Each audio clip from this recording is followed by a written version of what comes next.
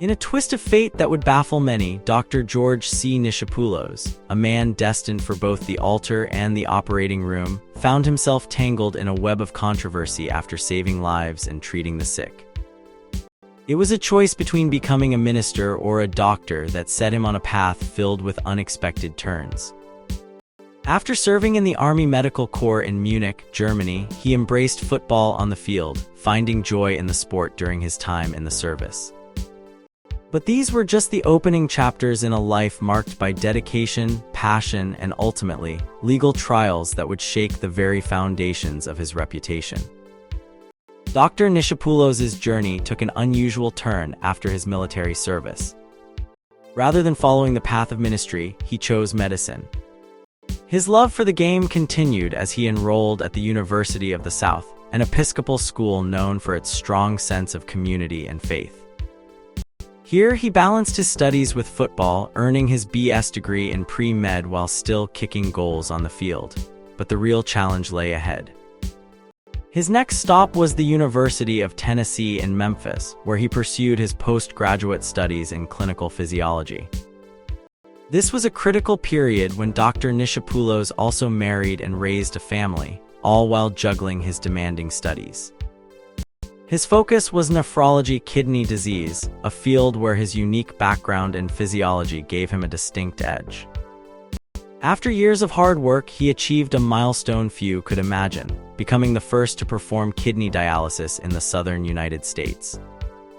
This groundbreaking achievement came after 8 long years of education and training, including time spent raising his children. Yet even success could not shield him from the storms ahead.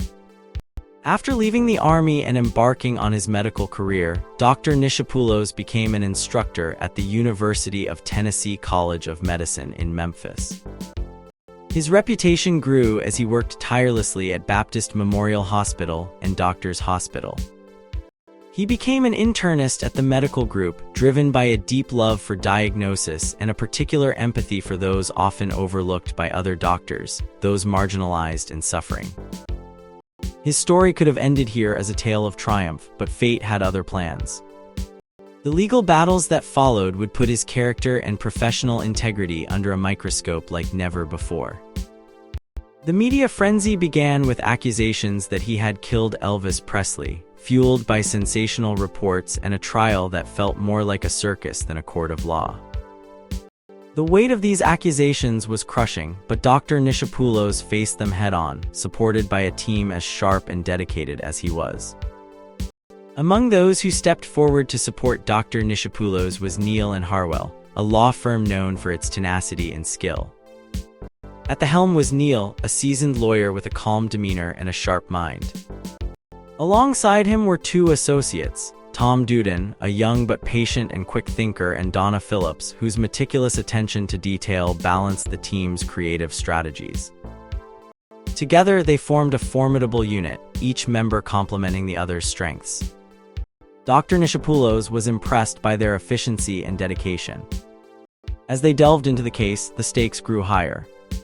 The media was relentless, portraying Dr. Nishopoulos as a killer, fueled by the infamous Elvis cover-up trial.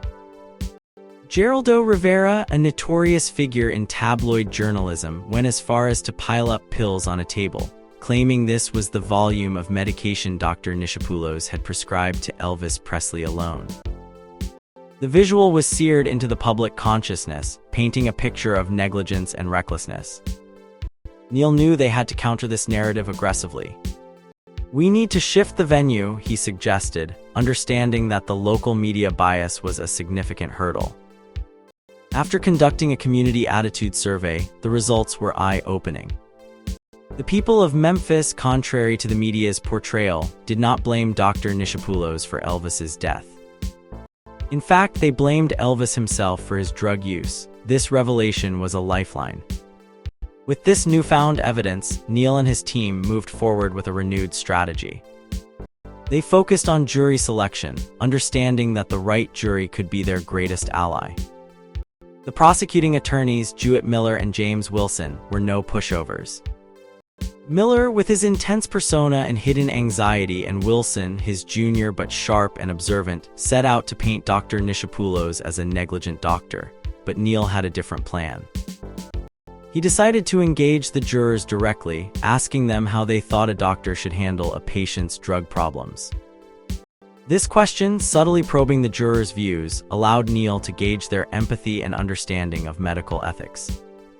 The prosecutors, unaware of this tactic, struggled to keep up. Neal's closing argument was simple yet powerful. Did he do the best he could? This question resonated with the jury, framing the case not as a black and white issue, but as one of human judgment and compassion. The jury that emerged was diverse, representing various walks of life, united by their ability to see beyond the sensationalism. With the jury in place, Neal outlined his defense strategy. The key was simplicity and clarity. The defense needed to focus on the core message. Dr. Nishapoulos was a good Samaritan who put his patients first, just as the biblical story of the Good Samaritan taught. This theme would serve as the cornerstone of their case. Neal explained to the team that juries often remember only fragments of what they hear. Their job was to ensure the jury left the courtroom with a clear understanding of the pivotal points. No tangents, no unnecessary details, just the facts that mattered most. Dr. Nishapoulos himself played a crucial role in the trial. His testimony was poignant, filled with a genuine concern for his patients and a deep sense of responsibility. He spoke of the challenges he faced, the long hours, and the personal sacrifices he made for his patients. His honesty and empathy shone through, touching the hearts of the jurors. Neal also emphasized the importance of Neal's approach to jury selection and instruction. By carefully choosing jurors who understood the complexities of medical ethics and the pressures doctors face, they built a foundation of empathy and understanding. The instructions given to the jury were straightforward. Evaluate Dr. Nishapoulos based on his intentions and actions, not on sensationalized claims. As the trial progressed, it became clear that the defense was gaining traction. The jurors, drawn from all walks of life, were beginning to see Dr. Nishapoulos not as a villain, but as a dedicated healthcare provider. The case had evolved from a media circus into a genuine exploration of justice and compassion. In the end, it was not just Neal's legal prowess or Dr. Nishapoulos' medical expertise that secured a favorable outcome. It was the unity of their team, their unwavering commitment to the truth, and their ability to connect with the jury on a human level. The trial was far from over, but the foundation was set for a victory that would restore Dr. Nishapoulos' reputation and reaffirm the values of empathy and integrity in medicine. As I stepped into the witness box, I knew this was crucial. My legal team had warned me this trial would be tough, and I needed to do better than my initial hearing. They had been training me, turning me into a more effective witness. My job was to stay focused and follow their game plan. My mind was sharp, fueled by the knowledge that my freedom depended on this battle, which could last from a month to 6 weeks. Every day would be a marathon of court time, with strategy sessions late into the night. James Neal, my lawyer, was like a coach, full of energy and confidence. He had a knack for making complex legal strategies easy to understand. He compared trial law to playing football or war, the side that makes the fewest mistakes wins. With Neal's guidance, I began to see the trial as a game where we turned mistakes into advantages. He acted as quarterback, calling plays against the prosecution and preparing us to defend against their moves. His experience as a former prosecutor gave him insight into the prosecution's tactics, and he shared this knowledge with me. We were in Judge Bernie Weinman's court, a unique space designed like a theater in the round. The soft white lights and spaceship-inspired decor made it feel otherworldly. The carpeting was deep chocolate, covering everything from the walls to the swivel chairs. Spectators sat on low barriers, gazing into the center of the action. The prosecution's opening arguments shocked me. Prosecutor Miller stated that Dilaudid, not heroin, was the real issue in Memphis. I had no idea that this drug was the new favorite among addicts. Miller claimed the state would show that I, as a doctor, continued to prescribe large amounts of drugs to my patients, even after they had detoxed. He also stated that Elvis Presley's health problems were mainly due to drug abuse. It was clear the prosecution aimed to tie my actions to Elvis's health issues. They planned to present medical experts who would say I was prescribing drugs without valid reasons, but James Neal was ready. He stood up, holding index cards with notes, and started to tell Elvis's story. He explained how I had helped reduce Elvis's drug intake, even getting him detoxed and drug-free. But Elvis always came back for more, each time worse off. Neal highlighted that the prescriptions in question were actually for Elvis's entourage, but billed to Elvis because he paid the bills. He also revealed that I had used placebos to help decrease Elvis's drug use. Neal put it simply, I had to choose between quitting Elvis and his drugs or continuing to help him, even if it meant more prescriptions. The first witness for the prosecution was E.L. Hutchison, the chief investigator. He had checked 150 pharmacies for prescriptions written by me between 1975 and 1979. Hutchison presented a sample of my handwriting, which an expert would confirm was mine.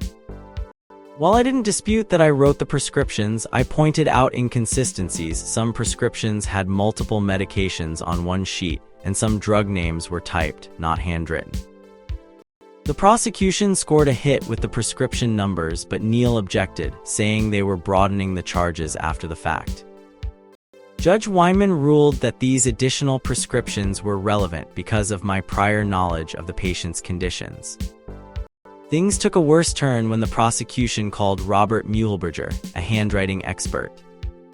However, Neal managed to get him to admit that many of the prescription numbers had been altered.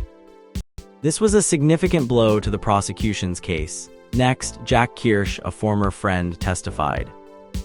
I had expected a tough cross-examination, but Neal turned the tables. Kirsch initially confirmed some of the prosecution's claims, but then shifted to defending me. He admitted he couldn't verify that I had actually called in the prescriptions and revealed that I had asked him to help find companies to make placebos for me. He also shared that Elvis was getting drugs from various sources, some even flown in from out of town. Kirsch's testimony ended up helping my case. The prosecution also brought in Laura DeMagala, the chief of medical records, who said I compared fairly well to other doctors in terms of prescription accuracy. However, she noted that the state was concerned about only 11 of my 2,500 patients. D. Beecher Smith II, representing Elvis's estate, confirmed that I had taken loans before Elvis's death, but Neal used this to show that the loan was secured by my house and was mostly paid off. Smith also revealed that the notes on the loan were current. As the trial progressed, it became clear that the prosecution's case was not as solid as they had hoped. Neal's strategy and skilled cross-examinations had created cracks in their argument. While the road ahead was still long and tough, I felt more confident, knowing that we had a plan and were ready to fight for my freedom. In the courtroom, things started to heat up as the prosecution tried to tie Dr. Nick to Elvis Presley's death. Dr. Marty Lacker, a friend of Elvis, had already spoken up about his concerns regarding Elvis's sleeping pills. He warned the court about the dangers of a certain medication, Placidil, and how he advised Elvis to stay within the prescribed limits. Dr. Lacker had always seen Elvis as smart and capable, not a drug addict. However, the prosecution pressed on, bringing in Dr. Eric Muirhead, the doctor who performed Elvis's autopsy. Dr. Muirhead explained how he examined Elvis's body, but he couldn't help but mention that the stomach contents were not available for examination since they were removed in the emergency room. This seemed like a crucial detail that the prosecution wanted to emphasize. The judge, sensing a move to discuss the cause of death, intervened. He said the trial was only about whether the drugs caused Elvis's death, not about the details of how he died. The court took a break and the atmosphere remained tense. As the trial resumed, it became clear that the prosecution still wanted to connect the drugs found in Elvis's body to his death. They argued that these drugs could have caused a fatal overdose. Dr. Nick's defense team, led by Neal, fought back. They asked the judge to stop discussing the cause of death, focusing instead on the drugs themselves. The judge agreed, much to the prosecution's dismay. Dr. Norman Weissman, a biochemist, took the stand next. He had examined the drugs found in Elvis's body and was expected to provide expert testimony. Dr. Weissman confirmed that he had never seen so many drugs in one case before.